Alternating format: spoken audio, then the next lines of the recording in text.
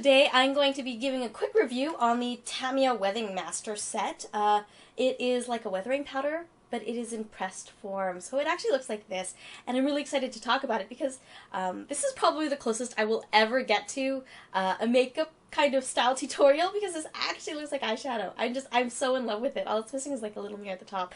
So I'm going to talk about this today because I used this to paint a orc for the Geek and Sundry Vlogs channel, and you can watch that tutorial right here. So stay tuned and I'll tell you all about this little product.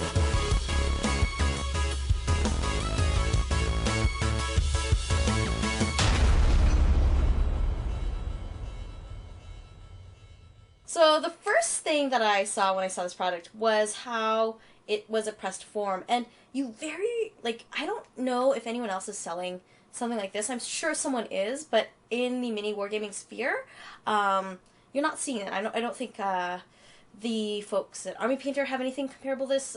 Games Workshop certainly doesn't have anything like this.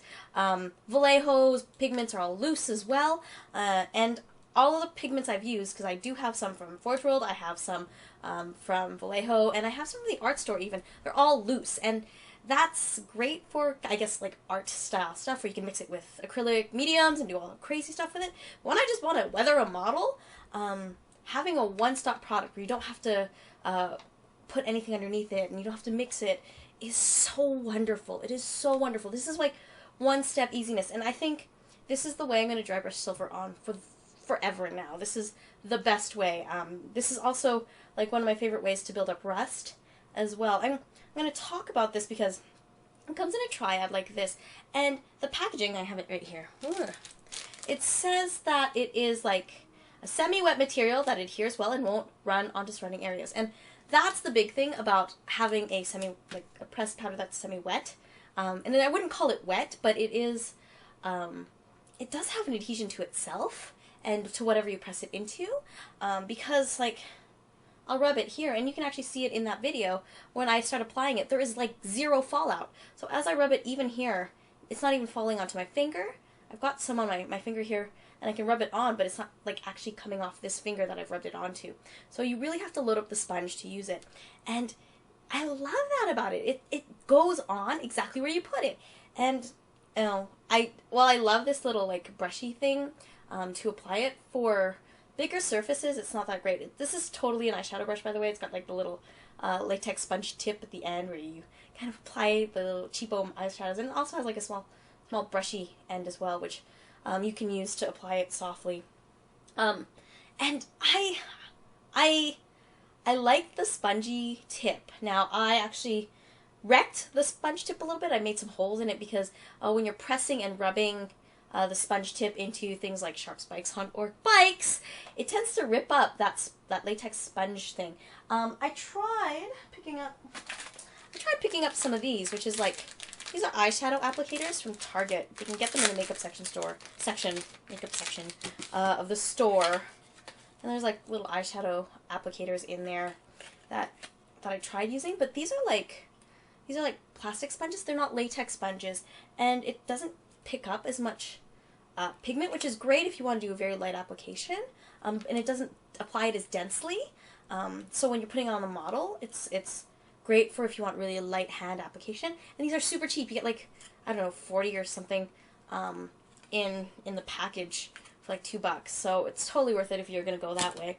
But if you're going to be in the makeup section anyways, I actually found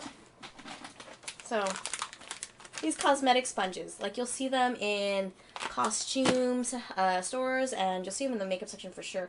These little latex sponges, or sometimes they'll be labeled as non-latex sponges. Find the cheapest ones you can.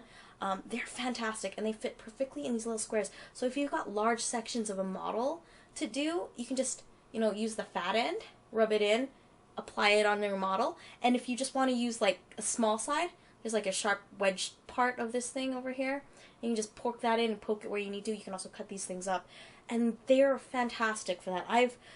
I've really fallen in love with this, but this brush, it's not great for anything that spikes. So if you're doing anything in the world of 40K, if you're doing Dark Eldar, if you're doing orcs, it's just no good.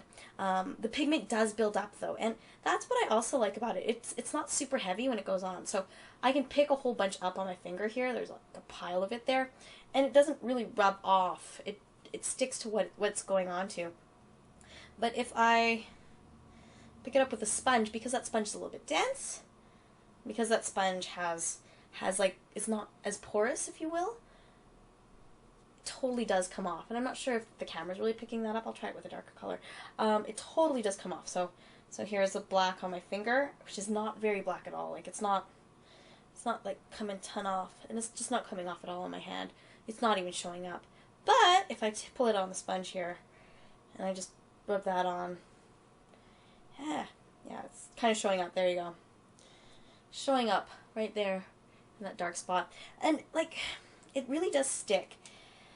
A good primer will help it a long ways, and I think that's why I love this silver on black primer, because it goes on right away, and it's not as messy as actually true dry brushing, and because I've kind of tended to favor now that big e.l.f. Contour brush for my dry brushing, because it's got such a beautiful finish to it, on large flat surfaces especially. It's really hard to control where the paint is going. When you do something like this, and you're applying it onto a nice primer, the control you have is fantastic. You get that beautiful dry brush effect, but you don't have the brush going like everywhere onto the model. So if you really need to do touch-ups, or if you need to just get some silver onto a little tiny spot and you want it to look kind of burnished on there, this is fantastic. The rust is similarly beautiful. Like, it's kind of orangey. This is where my makeup skills fail, because like all those makeup gurus, they swatch like crazy, and I have just no sense for it. This orange on my hand here, it is buildable like whoa. So I used just a very little bit on that model, using these little eyeshadow sponges here, and I just used a little bit. I patted some on, and it was great. But you can really build this up, just layering it over and over and over again to get that really heavy, dense look. And I think that's what is really great about something like this is it's called the Weathering Master, but you don't, like, it's intended for like kind of starters, and I think this is a perfect kind of thing to throw on if you're just, you know, starting model painting, or if you just want to get models painted very, very quickly. Having tools like this will give you a really great effect really quickly. And yeah, I give it an all around, like, I'd say if not for the tiny brush, like if they had a way to give me a more resilient brush to spikes, or a better applicator for that stuff, I would totally go for it. This, after my like usage on it, like a couple of the bikers, it's pretty wrecked up, and I can't imagine doing an entire army with this little thing. So yeah, that's the only downside to this whole set. Otherwise, totally check it out, totally try it out. It's $10 for this thing. And I just also wanted to say, I used it, and you cannot tell, I used this freaking silver on an entire like model, and there isn't even a dent in it at all. Like, it will go a long time. This is gonna last a long time, and having the no mess is just, it's so nice, because every time I've pulled out the rust powder to weather anything, oh my god, it just makes such a huge mess. So for that alone, I have to recommend it. Anyways, that's me for today. If you haven't already checked out the Geek and Sundry Orc War Bike tutorial, you should definitely check it out.